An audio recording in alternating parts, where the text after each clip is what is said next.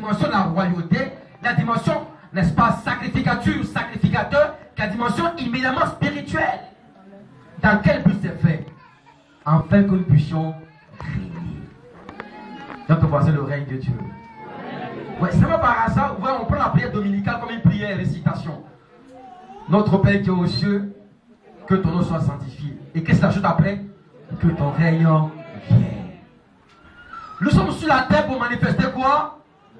Le règne de Dieu. En tant que qui? Répondez-moi, en tant que qui? En tant que roi et sacrificateur. Est-ce que tu es conscient que tu es un roi et sacrificateur? Dans la Bible, quand je lis dans l'Ancien Testament, aucun homme n'était à la fois roi et sacrificateur. Aucun homme. David était roi, il n'était pas sacrificateur. Samuel était sacrificateur, il n'était pas roi. Il y a un qui a tenté d'être à la fois roi et sacrificateur. C'était qui? Saül. Il était roi, il a voulu livrer, il a voulu faire l'offrande. Je vous assure, son ministère a pris fin là. Son jour, il a dit, tu ne peux pas être à la fois roi et sacrificateur. La seule personne qui était à la fois roi et sacrificateur s'appelait Jésus-Christ de Nazareth. Parce qu'il voulait plus tard que ceux qui allaient croire en son nom, il ferait d'eux des rois et des sacrificateurs. Dont je fais partie, dont tu fais partie. Est-ce que tu comprends mon message?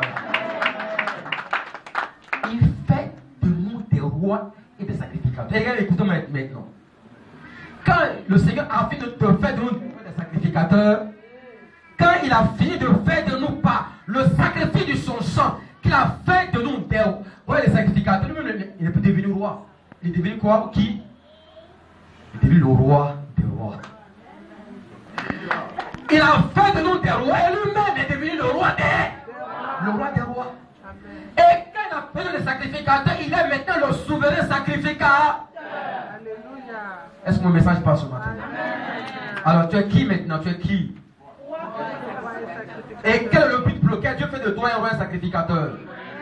C'est pour faire quoi? C'est pour régner. Que ton règne vienne. Que ton règne vienne. On a votre cœur disposé. Regardez, avant la révélation de la parole de Dieu. La révélation de la parole de Dieu. J'ai tout le dit, c'est vrai.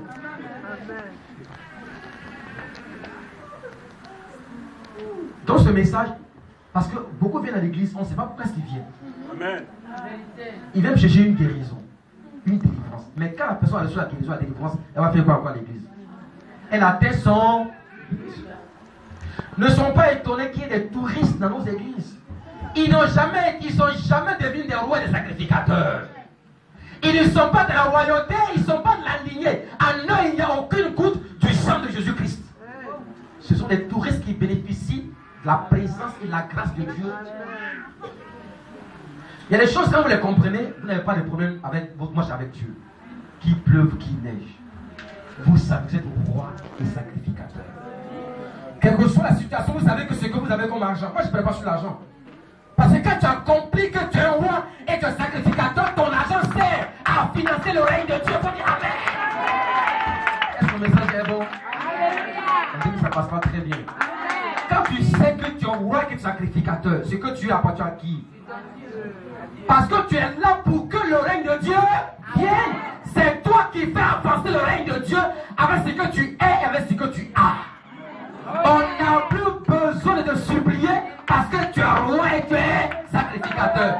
Même quand tu dors et qu'on te gifle, tu sais que tu es roi et tu es sacrificateur. Est-ce que véritablement on croit qu'on est vraiment roi et sacrificateur? Regardez quand comme on prie. Oh Seigneur, au secours. Dieu me poursuit. Un roi qu'on poursuit, c'est que tu es un roi péchu. Un roi connaît ses droits et ses devoirs. En tant que professeur de droit, il sait de quoi il sait. C'est ce qu'on appelle être. Et je veux dire connaître ses droits et ses devoirs. Il dit il nous a rachetés par son sang. C'est quoi le rachat? Donnez-moi quelque chose. Bon, je ne vais pas prendre ce contexte parce qu'on est en train de filmer. Donnez-moi quelque chose. Non. Quelque chose qui coûte quelque chose. Donnez-moi quelque chose. Un portable, n'importe quoi, c'est pas. Un portable, quelque chose comme ça. En train de filmer avec son portable, c'est pas mauvais. Ok, je m'excuse, madame. Ça coûte combien? Non, c'est un exercice. C'est juste pour expliquer que ça vous coûte combien? Ça coûte combien? 150 euros. Bon, maintenant, si ça me plaît, vous me le donnez à combien? 300 euros. Dites quelque chose. À 200 euros, ok. Donc, si je l'achète, même si j'avais un attachement avec ce portable, le fait qu'elle ait décidé de me le revendre et que je lui ai remis l'argent, est-ce que ce portable lui appartient désormais? Non. Il appartient à qui? Il a au nouveau propriétaire dont le portable m'appartient, quelle que soit l'affection, quel que soit le lien qu'elle aura avec, n'est-ce pas, le portable, alors désormais ce portable m'appartient. Ce portable ne lui appartient plus. Ce portable est ma propriété, j'en fais ce que je veux. Même si elle réclame, elle n'a plus le droit, elle n'a pas d'accès légal sur mon portable parce qu'il m'appartient désormais. C'est ainsi que Christ, par son sang, nous a rachetés et Satan n'a rien à voir dans mon histoire. Alléluia. Ouais, c'est une grande introduction sur le règne de Dieu. Mais on ne peut pas aborder cela. Et c'est pourquoi je voulais expliquer ce qu'on appelle la manifestation du règne de Dieu. Dans tous les domaines, au niveau des valeurs. Quand on comprend que le but du Seigneur, c'est que son règne vienne à nous et au travers de nous et que par nous, on reconnaît son règne, notre vie va changer radicalement. Alors, comment est-ce qu'on manifeste le règne de Dieu? Comment on entre dans le règne de Dieu? On entre dans le règne de Dieu à travers le sang de Jésus. C'est pourquoi j'ai expliqué le mystère de la victoire par le sang de Jésus. Et en parlant de mystère, prenez avec moi vos Bibles dans Éphésiens chapitre 3. Éphésiens 3. Effectivement, il a dit qu'Éphésiens, c'est un livre très dense et tous les théologiens sont d'accord pour reconnaître qu'Éphésiens et Romains font pas des livres fondateurs, mais vraiment denses. Il y a une apôtre spirituelle d'une manière exceptionnelle dans Éphésiens.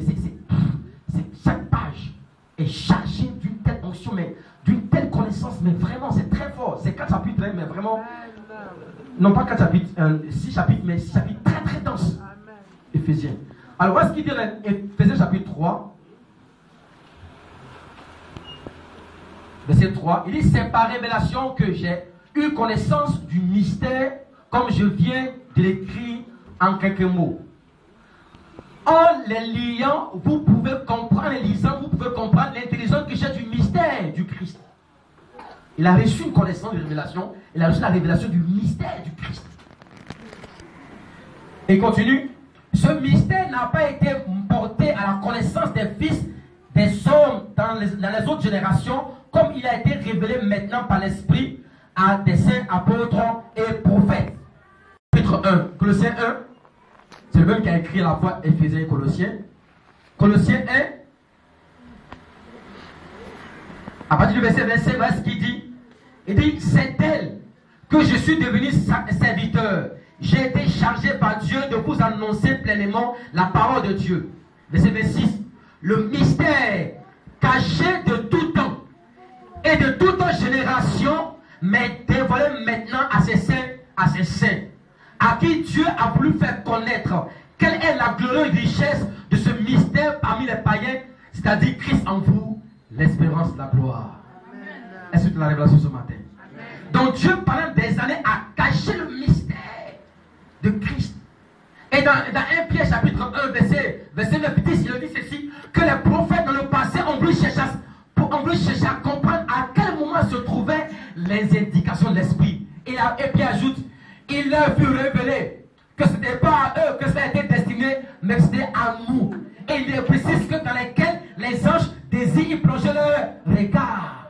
Les anges envient la génération actuelle parce qu'elle est la révélation du Fils de Dieu. Amen. Vous me suivez? Amen. Dieu de l'éternité avait un mystère qu'il avait caché.